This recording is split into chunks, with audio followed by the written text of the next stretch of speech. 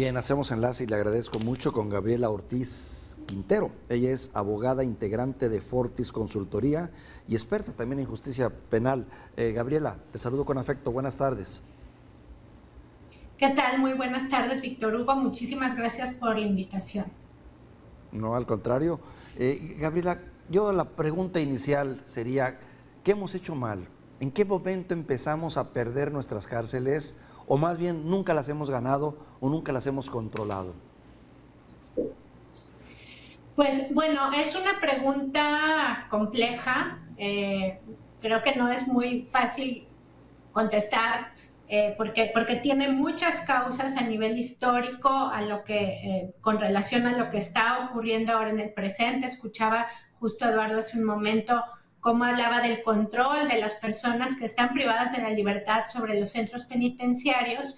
Y si se pudiera decir de alguna manera, pues en palabras muy, muy sencillas, creo que se debería de partir de la idea de las políticas públicas.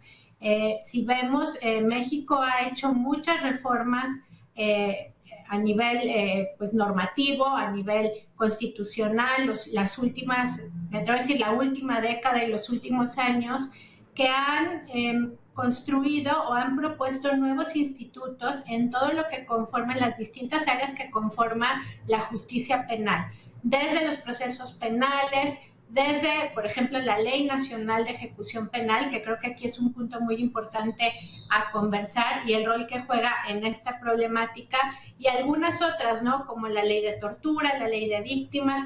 Es decir, yo me atrevería a decir que en México, si bien no tenemos leyes perfectas, sí tenemos leyes que pueden sentar las bases para implementar políticas públicas relacionadas a la justicia penal que puedan lograr avances o que puedan ir avanzando poco a poco en lugar de retrocesos. 366 centros penitenciarios, 278 son del orden estatal y 17 del ámbito federal. Y hoy se discute mucho la participación de la iniciativa privada, sobre todo en esos centros federales. El presidente ha cuestionado mucho esta relación, argumentando que se dieron casos de corrupción y negocios privados y particulares. Pero, ¿es la iniciativa privada una buena respuesta para profesionalizar el trabajo en las cárceles? Te pregunto, Gabriela. Yo me iría a una pregunta anterior a la de la iniciativa privada y en un momento también emito mis consideraciones o mi opinión al respecto.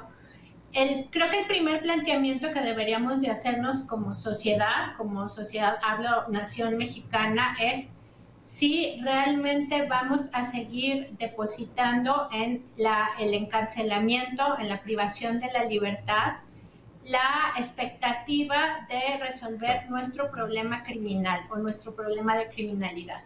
Si nosotros ya tenemos la experiencia, y esto no lo hablo solamente desde el caso mexicano, sino es un paradigma, el paradigma occidental, por lo menos hablo del paradigma occidental de la justicia, que es el de encarcelar a la gente que comete delitos, y si esto realmente a nivel social no está logrando lo que se espera, y esto ya lo han estudiado muchísimos criminólogos, que la cárcel no es precisamente la solución.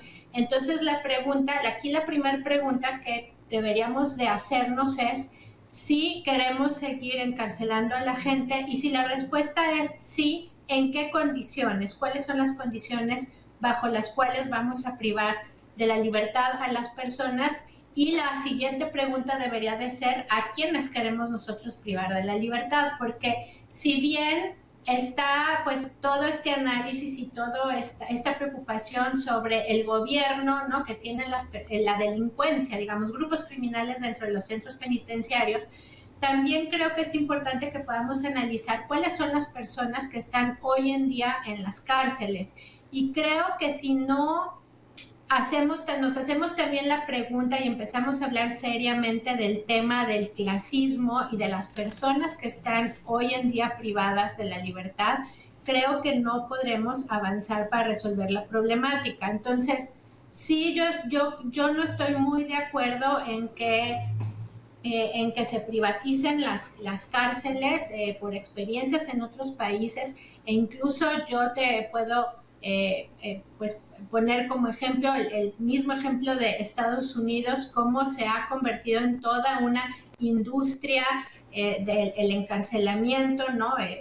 Desde el punto de vista empresarial, ¿no? O lucrativo, y que realmente se convierte en una suerte de espacios de trabajo y de explotación laboral o de mano de obra muy, muy barata. Entonces creo que es otra de las cosas que sí deberíamos de plantearnos, y yo no estoy de acuerdo, si es puntualmente la pregunta, con que la solución al problema penitenciario sea la privatización de los mismos. Creo que el Estado debe de intervenir, el Estado debe de ser eficazmente, debe de intervenir de manera eficaz en la política penitenciaria y de verdad hacer, creo que lo que justo ayer decía el presidente tiene una muy buena intención, ahí hay algunos problemas normativos o algunos comentarios que se podría hacer, pero sí creo que es necesario poner sobre la mesa la discusión de a quienes tenemos privados en la libertad y cuál es el propósito y sobre todo qué beneficio genera esto a nuestro contexto social. Claro.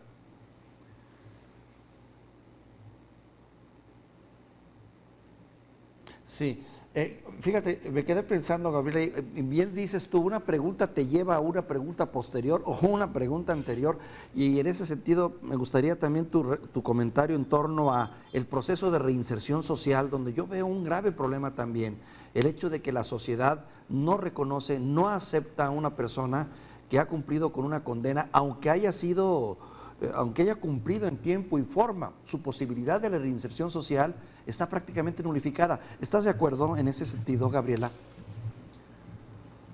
Pues es que la verdad, esto tiene mucho que ver con lo que comentaba anteriormente. ¿Qué expectativa de vida puede tener una persona que pasó determinado tiempo encarcelada, sujeta a vejaciones, en condiciones, bueno, como las que se pueden ver en pantalla, en condiciones de pobreza, de marginación, de supervivencia, ni siquiera de violencia y de supervivencia? Entonces, es ilógico pensar que esta persona cuando salga a la calle vaya a encontrar un empleo, tener un proyecto de vida productivo, social, etcétera, si al final de cuentas son personas marginadas que estamos arrojando a una cloaca que se llama centro penitenciario. Esa es la realidad de las cosas.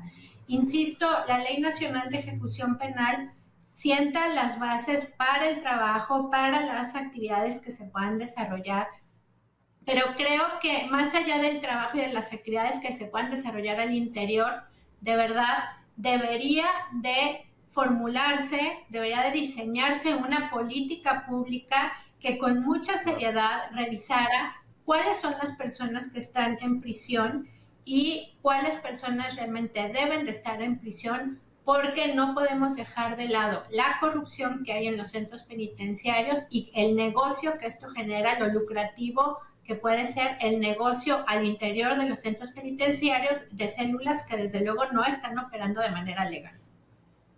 Te agradezco mucho estas reflexiones, Gabriela, muy interesante, y hemos aprendido mucho contigo el día de hoy. Gracias. Gracias, hasta luego, buenas tardes.